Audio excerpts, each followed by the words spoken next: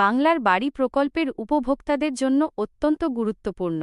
বিশেষ করে যারা প্রথম কিস্তির টাকা পেয়েছেন কিন্তু এখনও দ্বিতীয় কিস্তির টাকা পাননি, অথবা যাদের বাড়ির কাজ শেষ হওয়ার পরেও টাকা আসেনি, তাদের জন্য আজকের এই আপডেটটি খুব মন দিয়ে শোনা দরকার।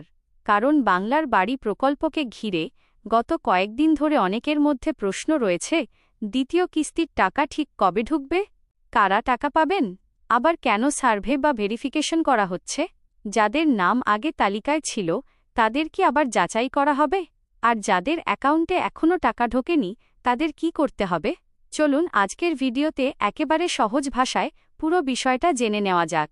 প্রথমেই সবচেয়ে গুরুত্বপূর্ণ খবরটি বলে রাখি, বাংলার বাড়ি প্রকল্পের নাম বর্তমানে পরিবর্তন করে পশ্চিমবঙ্গ আবাস করা হয়েছে।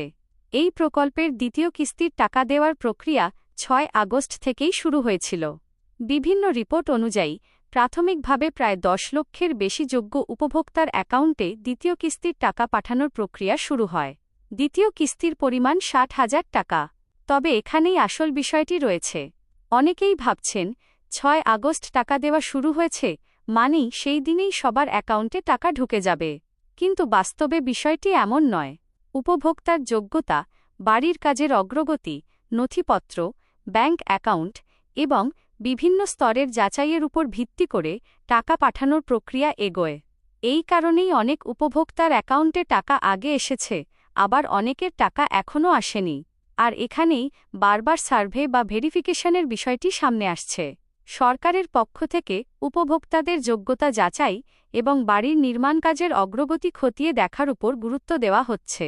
অর্থাৎ আপনার নাম তালিকায় থাকলেই যে দ্বিতীয় কিস্তির টাকা নিশ্চিতভাবে সঙ্গে সঙ্গে চলে আসবে, এমনটা ধরে নেওয়া ঠিক হবে না। বিশেষ করে যারা প্রথম কিস্তির টাকা পাওয়ার পর বাড়ির কাজ শুরু করেছেন, তাদের ক্ষেত্রে বাড়ির কাজ নির্দিষ্ট পর্যায়ে পৌঁছেছে কিনা সেটিও গুরুত্বপূর্ণ। তাই অনেক এলাকায় উপভোক্তাদের বাড়িতে গিয়ে তথ্য যাচাই, সার্ভে বা পরিদর্শন করা হতে পারে। এখন প্রশ্ন হচ্ছে, যারা বারবার সার্ভে নিয়ে চিন্তায় আছেন তাদের কি করবেন। প্রথম কথা, সার্ভে হচ্ছে মানেই আপনার নাম বাতিল হয়ে গেছে এমনটা নয়, বরং অনেক ক্ষেত্রেই সার্ভে ও ভেরিফিকেশনের উদ্দেশ্য হল প্রকৃত যোগ্য উপভোক্তাকে চিহ্নিত করা এবং সরকারি টাকা সঠিক ব্যক্তির কাছে পৌঁছে দেওয়া। আপনার বাড়ির কাজ যদি প্রথম কিস্তির টাকা পাওয়ার পরে নিয়ম অনুযায়ী এগিয়ে থাকে, তাহলে প্রয়োজনীয় নথিপত্র এবং ব্যাংক সংক্রান্ত তথ্য ঠিকঠাক রাখা অত্যন্ত জরুরি। এবার আসি সবচেয়ে গুরুত্বপূর্ণ প্রশ্নে, যাদের এখনও দ্বিতীয় কিস্তির টাকা ঢোকেনি তাদের টাকা কবে ঢুকবে।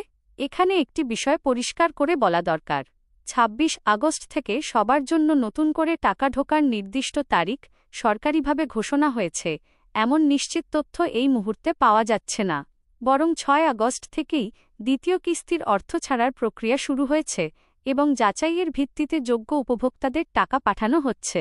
তাই আপনার অ্যাকাউন্টে এখনও টাকা না এলে হতাশ হওয়ার কারণ নেই। আপনার এলাকার প্রশাসনিক যাচাই, ভেরিফিকেশন এবং ডিবিটি প্রক্রিয়া সম্পন্ন হওয়ার পরে টাকা আসতে পারে। আর একটা বিষয় বিশেষভাবে মনে রাখবেন, শুধু ইউটিউবের ভিডিও বা সোশ্যাল মিডিয়ায় কোনো নির্দিষ্ট তারিখ দেখেই নিশ্চিত হয়ে যাবেন না।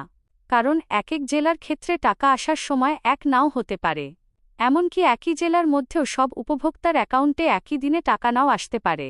সরকারি নথি অনুযায়ী পশ্চিমবঙ্গের বিভিন্ন জেলায় বাংলার বাড়ি প্রকল্পের উপভোক্তা তালিকাও প্রকাশ করা হয়েছে। যেমন পশ্চিম বর্ধমান জেলা প্রশাসনের ওয়েবসাইটে বিভিন্ন ব্লকের এলিজিবল, ইনঅ্যাক্টিভ এবং ইনএলিজিবল তালিকার তথ্য দেওয়া হয়েছে। তাই আপনার নাম তালিকায় রয়েছে কি না, আপনার স্ট্যাটাস কি রয়েছে এবং আপনার এলাকায় ভেরিফিকেশন হয়েছে কি না, এই বিষয়গুলো স্থানীয় পঞ্চায়েত, ব্লক অফিস বা সরকারি পোর্টালের মাধ্যমে যাচাই করে নেওয়াই সবচেয়ে নিরাপদ। আরেকটি গুরুত্বপূর্ণ বিষয় হল ব্যাংক অ্যাকাউন্ট। আপনার ব্যাংক অ্যাকাউন্ট সক্রিয় আছে কিনা, অ্যাকাউন্টের তথ্য সঠিক আছে কিনা এবং ডিবিটি এর মাধ্যমে টাকা পাওয়ার ক্ষেত্রে কোনো সমস্যা রয়েছে কিনা সেগুলো একবার দেখে নিন। কারণ অনেক সময় সরকারি টাকা ছাড়া হলেও ব্যাংক সংক্রান্ত সমস্যার কারণে উপভোক্তার হাতে টাকা পৌঁছাতে দেরি হতে পারে। তাহলে বন্ধুরা, আজকে 26 আগস্টের আপডেট থেকে মূল বিষয়গুলো আবার একবার সংক্ষেপে বলে দিই। প্রথমত, বাংলার বাড়ি প্রকল্পের নাম পরিবর্তন করে পশ্চিমবঙ্গ আবাস করা হয়েছে। দ্বিতীয়ত, দ্বিতীয় কিস্তির টাকা দেওয়ার প্রক্রিয়া 6 আগস্ট থেকেই শুরু হয়েছে। তৃতীয়ত, দ্বিতীয় কিস্তির পরিমাণ 60,000 টাকা এবং প্রাথমিকভাবে 10 লক্ষের বেশি যোগ্য উপভোক্তাকে এই অর্থ দেওয়ার প্রক্রিয়া শুরু হয়েছিল। চতুর্থত, ভেরিফিকেশন ও বাড়ির কাজের অগ্রগতি যাচাইয়ের কারণে সবার অ্যাকাউন্টে একই দিনে টাকা নাও আসতে পারে। পঞ্চমত, 26 আগস্ট থেকে সবার অ্যাকাউন্টে টাকা ঢোকার নতুন নির্দিষ্ট তারিখ সরকারিভাবে ঘোষণা হয়েছে। এমন নিশ্চিত তথ্য না পাওয়া পর্যন্ত নির্দিষ্ট তারিখকে চূড়ান্ত ধরে নেওয়া উচিত নয়। আর যারা এখনও টাকা পাননি, তারা নিজের নামের স্ট্যাটাস, বাড়ির ভেরিফিকেশন, ব্যাংক অ্যাকাউন্ট এবং ডিবিটি সংক্রান্ত বিষয়গুলো যাচাই করে রাখুন। সবশেষে একটা কথা বলবো, সরকারি প্রকল্পের টাকা নিয়ে কোনো সমস্যা হলে দালাল বা অপরিচিত ব্যক্তিকে টাকা দেবেন না।